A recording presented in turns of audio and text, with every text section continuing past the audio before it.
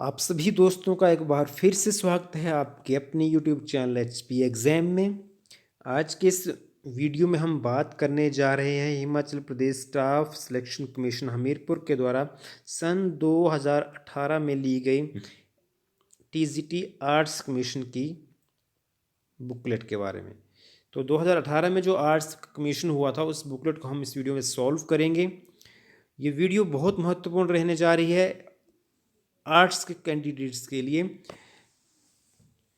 क्योंकि उन्हें एक तरीके से ये पता इस वीडियो से ये पता लग जाएगा कि पेपर स्टाइल क्या रहने वाला है, और साथ ही साथ कई क्वेश्चन जो है रिपीट होते हैं एग्जाम्स में। तो ये बहुत महत्वपूर्ण वीडियो आपके लिए रहने जा रही है। तो इस वीडियो को बिना स्किप किए हुए शुरू से लेकर अंत तक देखिएगा।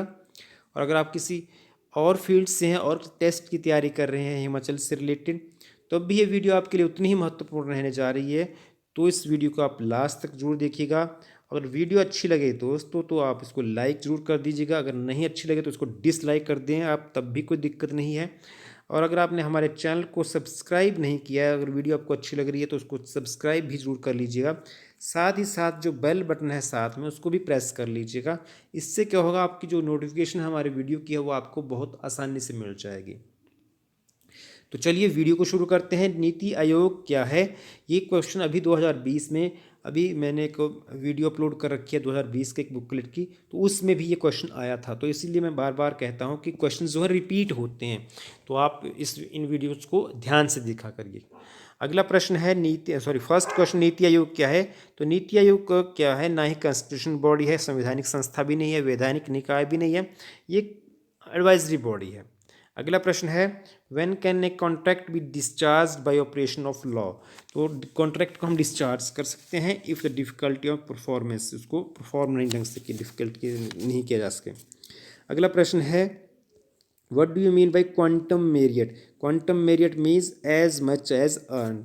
अगला प्रश्न है, भारत में बीमा क्षेत्र का नियमन कौन करता है। तो इसका नियमन करता है IRDA। अगला प्रश्न है, finance commission is constituted under which article of constitution of India. इसका सही आंसर है आर्टिकल 280। नेक्स्ट मूव करते हैं क्वेश्चन नंबर 6 की ओर। क्वेश्चन नंबर 6 है, the process of commercialisation involves the, और इसमें जो होगा ये सारे ही फैक्टर्स जो हैं आएंगे, तो आंसर आएगा इसका all of these. Next move करें हम, क्वेश्चन है डीवैल्यूएशन सिग्निफाइज। तो डीवैल्यूएशन सिग्निफाइज जो होता है lowering value of dollar, option D. Next move करें, क्वेश्चन नंबर 8 है, घाटे का वित्तीयन क्या करता है। तो घाटे का वित्तीयन जो होता है वो encourages inflationary tendencies, option C. Next question number 9, इनमें से क्या एक शुल्क आधारित सेवा है। तो शुल्क आधारित सेवा जो है इनमें से है पोर्टफोलियो मैनेजमेंट। अगला प्रश्न है, भारत में मर्चेंट बैंकिंग सेवा आरंभ की गई सन 1967 में, ऑप्शन ए। अगला प्रश्न है, इनमें से कौन एक गैर बैंकिंग वित्तीय संस्था है, और इसका सही आंसर है PNB, ऑप्शन सी। अगला प्रश्न है प्रश्न संख्या 12, और प्रश्न संख्या 12 है, म्यूचुअल फंड किस वर्ष शुरू किए गए। तो इनमें से किसी भी वर्ष शुरू नहीं किए गए, नन ऑफ दीज आएगा आंसर। अगला प्रश्न है, primary aim of leverage funds is to dash capital appreciation, और इस प्रश्न का सही आंसर रहेगा ऑप्शन सी, मैक्सिमाइज। अगला प्रश्न है, Iqra ICRA was set up in the year, और इस प्रश्न का जो सही आंसर है 1991 रहेगा। अगला प्रश्न है, CRISIL was set up in the year, और इस प्रश्न का सही आंसर रहेगा वो रहेगा ऑप्शन सी, 1987। अगला प्रश्न है, which of the following does not involve any interest payment, और इसका सही आंसर रहेगा डेबिट कार्ड। अगला प्रश्न है प्रश्न संख्या 17, if quartile deviation of given set of data is 20, observation is 12, then value of standard deviation is, और जब इसको आप सॉल्व करेंगे तो इसका सही आंसर जो रहने जाता है आएगा वो आएगा ऑप्शन बी, 18। अगला प्रश्न है, the area under normal distribution cover with in mu plus 3s limits is, तो इस प्रश्न का जो सॉल्व करने पर सही आंसर आएगा वो आएगा ऑप्शन सी, 0.9973। नेक्स्ट में क्वेश्चन में है beta equity is positively correlated with, और इस प्रश्न का जो सही आंसर है वो है ऑप्शन सी, फाइनेंशियल लिवरेज। अगला प्रश्न है डेप्रिसिएशन इज डैश एक्सपेंडिचर, तो डेप्रिसिएशन जो है एक सेमी वेरिएबल एक्सपेंडिचर है, ऑप्शन बी। अगला प्रश्न है प्रश्न संख्या 21, calculate reorder level from the following, safety stock 1000 units, consumption per week 500 units, it takes 12 weeks to reach material from the date of ordering. तो इस प्रश्न का सही आंसर जो रहेगा वो रहेगा option D, 7000 units. Next move करें question number 20, determine the firm's totals asset turnover if its net profit margin is 5%, total assets are 8 million rupees and rate of interest is 8%। और इस प्रश्न को सॉल्व करेंगे जब तो जो आंसर आएगा वो आएगा ऑप्शन ए, 1.60। अगला प्रश्न है determine break even point if sales is rupees 1 lakh, variable cost is rupees 50,000 and profit is rupees 20,000। The answer to this question will be option A, 60 rupees 60,000। Next move करें question 24, which column of cash book is never balanced? Then the right answer is to discount column। Moving ahead, example question number 25, example of operating system is, and the right answer to this question is Fortran, option A। Moving ahead, question number 26, functions of educational philosophy is, and the right answer to this question is normative, critical, speculative, and the right answer will be all of these। Next question is question number 27, individual aim of education aims at making a child cooperative individual, option A। Next move करें question number आता है 28। Question number 28 है rising knowledge to wisdom is real education was said by, and the right answer is Chandogya Upanishad, option D. Moving ahead, question number 29, who is the propounder of Dvaita Advaita, and the right answer is Nimbark। Question number 30, the Vardha scheme is also known as by which of the following schemes, and the right answer is basic education। Next question, question number 31, who said this, if the teacher is not an instructor or taskmaster, he is a helper and guide, and the right answer to this question is option A, Ravindo Ghosh। Moving ahead, question number 32, modern philosophy synthesizes, option C, right answer will be option C, science। Next question is question number 33, a child is working very hard for her examination, her behavior is an indicator of her, and the right answer to this question will be sharp cognitive abilities, option A। Question number 34, socialization requires teachers, rewards, reinforcement, or all of these, and the right answer to this question will be all of these। Move ahead, question number 35, participating in the removal of illiteracy is a social change, right answer will be option A। National policy on education was started in the year 1986। Next question is right to education act was passed in the year 2009। अगला प्रश्न है a child is born with some qualities, ego, innate drives, और all of these, the right answer will be all of these. Next question will be what will be the IQ of a 12-year-old child whose mental age is 9 years, and if you solve this then right answer will be 75। Next question is an essential aspect of all learning is, and the right answer to this question will be option C, motivation। Moving ahead, question number 41, children learn new words for specific objects mostly by, and the right answer to this question will be option D, conditioning process. Question number 42. Learning disabled children are options are low in intelligence, slow in activity, deficient in using potentials, or none of these. The right answer will be none of these. Next question is question number 43. The gland which plays a key role in the development of personality is, and the right answer to this will be pituitary gland. It is also known as master gland of the body.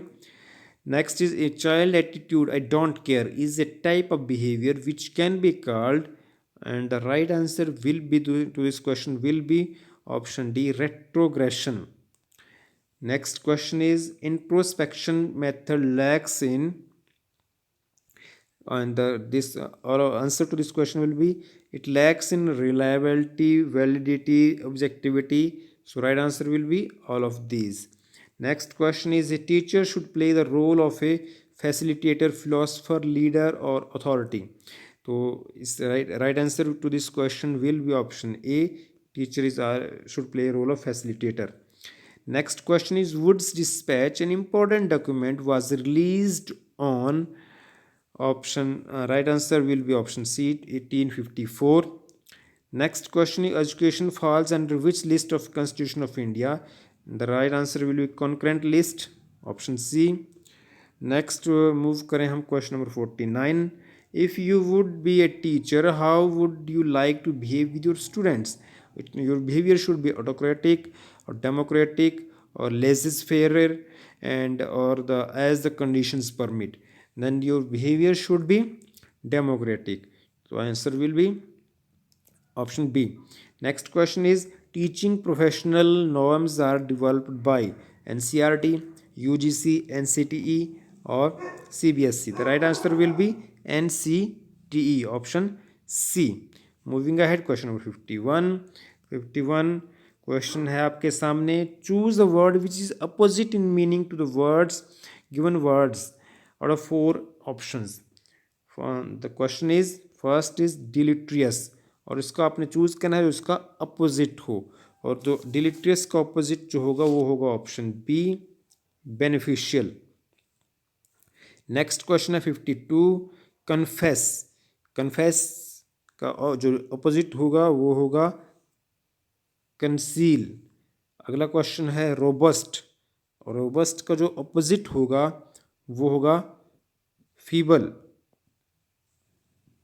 Next is specific, specific का opposite होगा वेग. And next is एगिटेटेड, और इसका जो opposite होगा वो होगा option B, काम. नेक्स्ट मूव करें question number 56. Choose word which gives the correct spelling of the given 4 questions. तो वेट का जो करेक्ट स्पेलिंग है वो है WEIGST, ऑप्शन ए. और उसके बाद क्वेश्चन आता है आपके पास 57. डेप्रिशिएट, डेप्रिशिएट का जो सही स्पेलिंग होगा वो होगा DEPRECIATE, depreciate, option B. Next question perjury का जो सही स्पेलिंग होगा वो भी होगा ऑप्शन बी ही, PERGURY. Next question is committee, committee की जो सही स्पेलिंग होगी COMMITTEE, option A. Next question 60. Recommended, recommended की जो सही स्पेलिंग होगी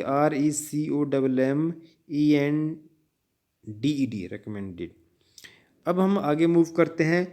Choose the most appropriate word out of the 4 given options to fill in the blanks. Success is dash on hard work. तो इसका जो सही आंसर होगा वो होगा success is dependent on hard work.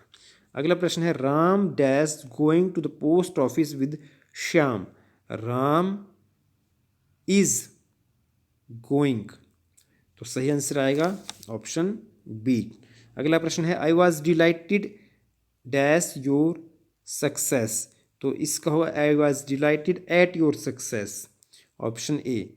Next question I dash studying since morning.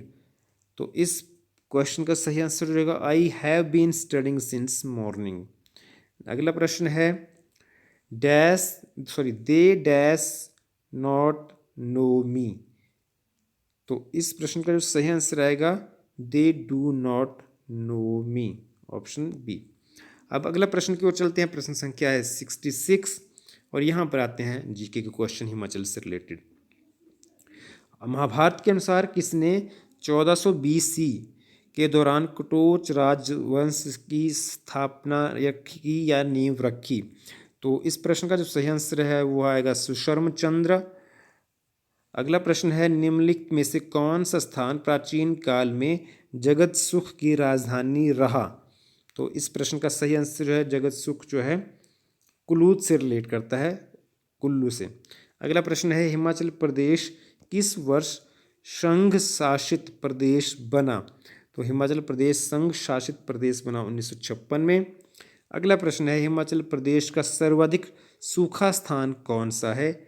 सर्वाधिक सूखा स्थान है स्पीति, ऑप्शन सी।